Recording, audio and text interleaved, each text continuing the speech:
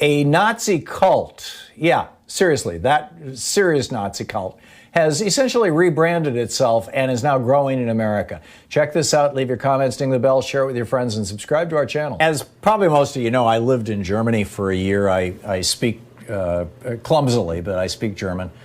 And when I was living in Germany, I was living just down the road from an old friend of mine, literally old. He actually passed away a few years ago, who had been a soldier in Hitler's army. He was drafted. He was made an intelligence officer because he spoke 7 languages. He was parachuted into what was then called Kurdistan. It's now part of Iran, and was arrested there and imprisoned throughout the war, and became a vegetarian as a result of that experience, kind of, basically trying to make a deal with God, and came back from the war committed to doing good works in the world, and started communities for orphaned kids all around the world. His name was Gottfried Müller.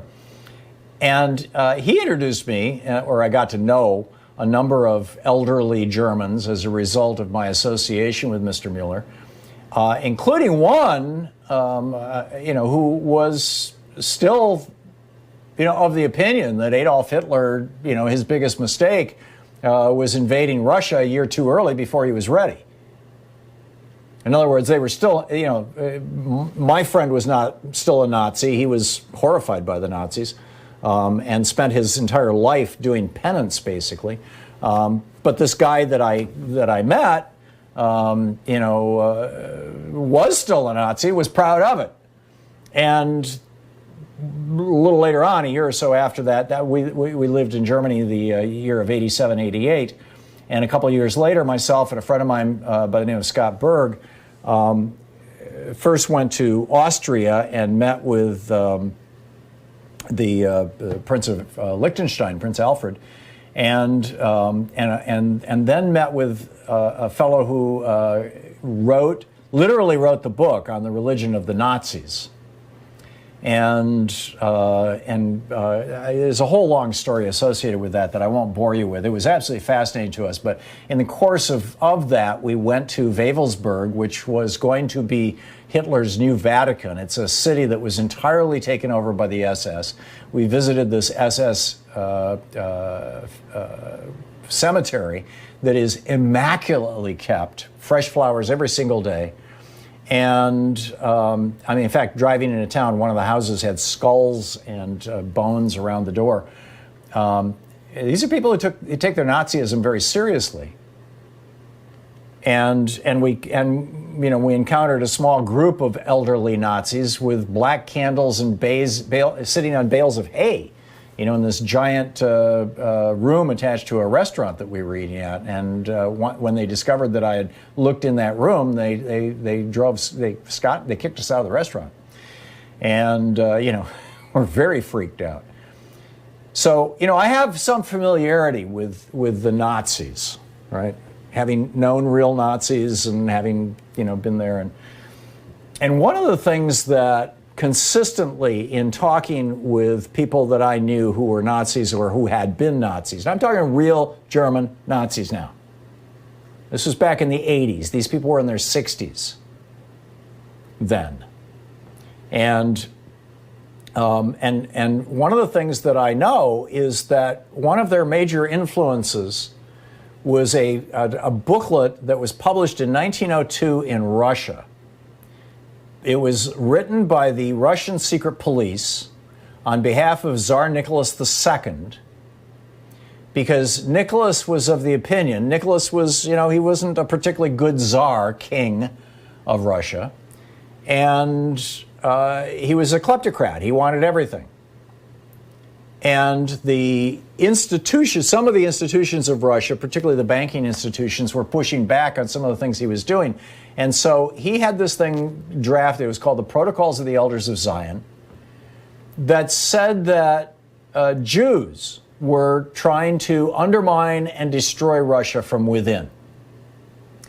And that what they did on the high Jewish holy holidays, and we're heading toward one right now, was that they would literally drink the blood or drain the blood from children, from non-Jewish children, from white children, and use that blood to make matzah. Use it to make, the unleavened bread that you would eat around Passover ceremonies and things like that. This was a big deal. I mean, this was widely, and then Hitler came to power, and in Mein Kampf he references this. He actually commissioned a children's book. There was a children's version of the Protocols of the Elders of Zion, and had it distributed to every school in Germany. I had conversations with my friend Armin Lehmann about this, who was the 15-year-old courier who brought Hitler the news that the war was lost and was there when Hitler committed suicide. Armin wrote a book about it. I've talked about this before. Armin's been on my show. Armin's dead now, but back more than a decade ago, he was on my show many times talking about these issues. And the kids believed it. Everybody believed it. It was a cult that they believed that the Jews were a cult that stole and abused, including killing, white children. So Gregory Stanton published a piece in justsecurity.org that I tweeted over the weekend. You can find it on my Twitter timeline if you're looking for that particular story, or you can just Google it. It's titled "QAnon is a Nazi Cult Rebranded." And he starts out saying, a secret cabal is taking over the world. They kidnap children, slaughter, and eat them to gain power from their blood. They control high positions in government, banks, international finance, the news media, and the church. They want to disarm the police. They promote homosexuality and pedophilia. They plan to mongrelize the white race so it will lose its essential power. And then he said, does that sound familiar? This is pretty much the story that you get from QAnon right now. And he said, it's actually, he said it was called the Protocols of the Elders of Zion. It was written by Russian anti-Jewish propagandists around 1902. Central to his mythology was the blood libel, which claimed that Jews kidnapped and slaughtered Christian children and drained their blood to mix in the dough for matzahs consumed on Jewish holidays. The Nazis published a children's book of the protocol, and he goes through the whole thing. And then he goes through the history of this. And now you've got QAnon saying that the Jewish billionaire George Soros and Jews who control the media, and they, they'll point out, hey, Wolf Blitzer's Jewish, didn't you know that? That kind of stuff.